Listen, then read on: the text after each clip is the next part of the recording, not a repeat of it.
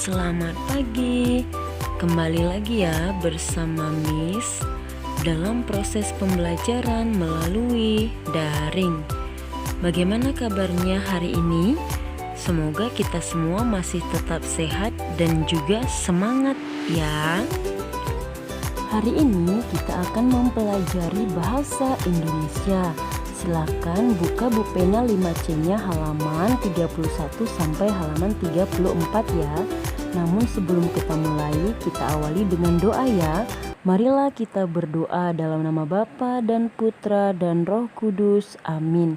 Salam Maria, penuh rahmat Tuhan sertamu, terpujilah engkau di antara wanita dan terpujilah buah tubuhmu Yesus. Santa Maria, Bunda Allah, doakanlah kami yang berdosa ini sekarang dan waktu kami mati. Amin. Dalam nama Bapa dan Putra dan Roh Kudus. Amin.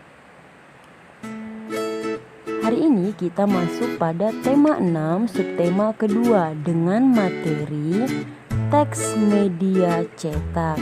Ayo silahkan diperhatikan ya. Yang pertama, menjelaskan isi teks media cetak melalui peta konsep.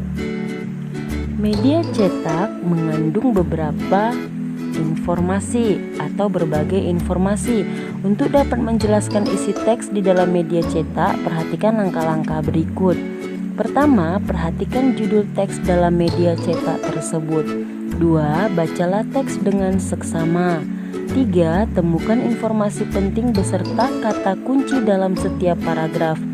Jika kamu tidak mengetahui makna kata kunci tersebut, carilah di Kamus Besar Bahasa Indonesia. 4. Pahamilah setiap informasi penting tersebut. Kelima, tuliskan kembali informasi penting dan kata kunci yang telah kamu pahami dengan menggunakan bahasamu sendiri.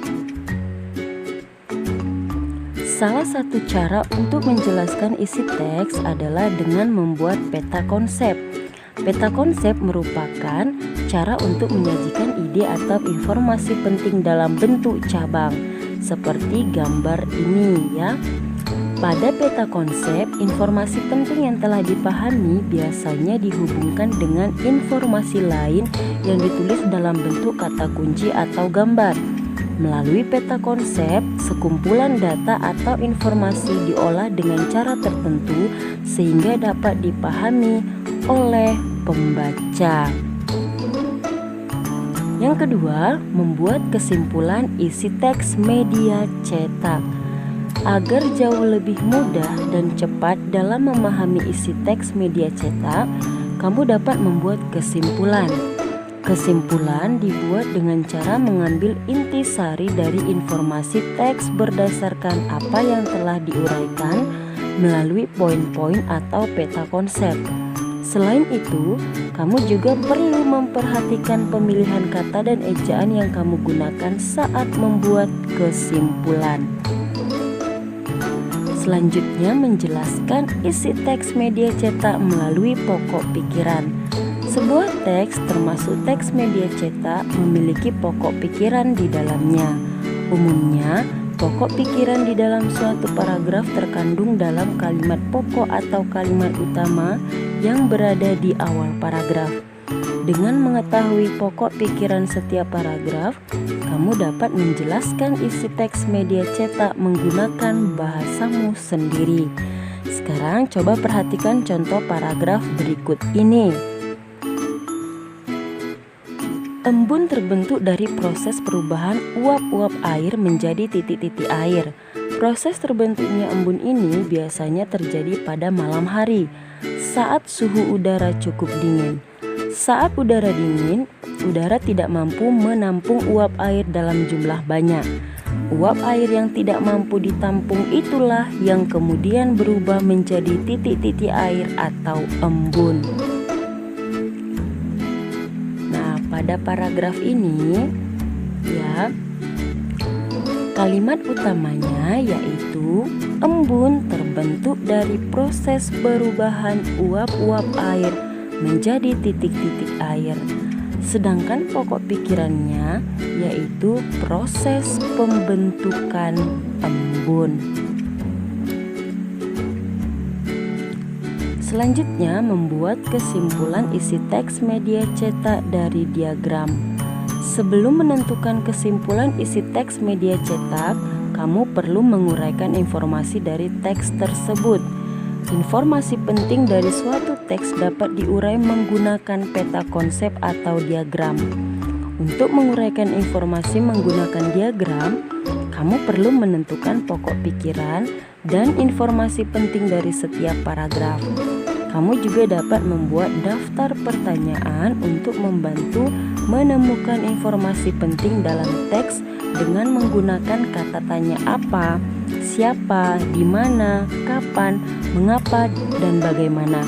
Setelah menentukan pokok pikiran dan jawaban dari pertanyaan yang dibuat, kamu dapat membuat diagram. Perhatikan contoh berikut. Di sini ada paragraf yang berjudul Tungku Jimat. Tungku buatan Supriyanto diberi nama Tungku Jimat. Nama jimat tersebut merupakan kependekan dari energi hemat. Tungku ini dikatakan hemat karena hanya berbahan bakar limbah. Selain itu, pembuatan tungku tersebut menggunakan konsep energi petani. Menurut penciptanya Supriyanto, tungku jimat sangat tepat untuk masyarakat pedesaan, daerah transmigrasi, warga pinggiran kota, dan pedagang makanan kaki lima.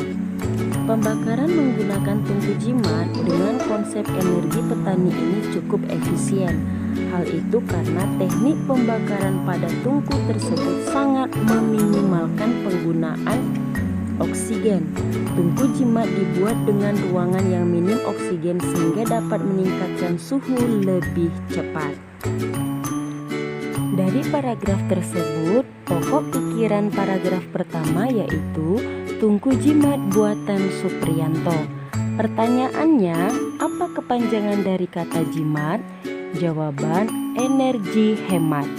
Pertanyaan kedua, siapa yang membuat tungku jimat? Jawaban, Supriyanto. Itu untuk paragraf pertama. Paragraf kedua, pokok pikirannya, efisiensi pembakaran tungku jimat. Pertanyaannya, mengapa tungku jimat dikatakan cukup efisien? Jawaban, teknik pembakaran tungku meminimalkan penggunaan oksigen. Pertanyaan kedua, apa manfaat yang didapatkan dari penggunaan oksigen yang minim? Jawaban, suhu dapat ditingkatkan lebih cepat. Nah, berdasarkan pokok pikiran dan pertanyaan yang disusun seperti di atas, kamu dapat membuat diagram untuk memudahkan menarik kesimpulan.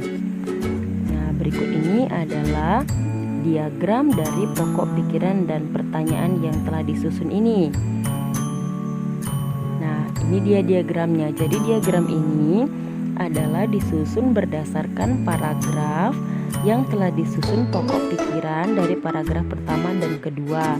Jadi kesimpulan yang didapat yaitu tungku jimat adalah tungku energi hemat yang dibuat oleh Supriyanto.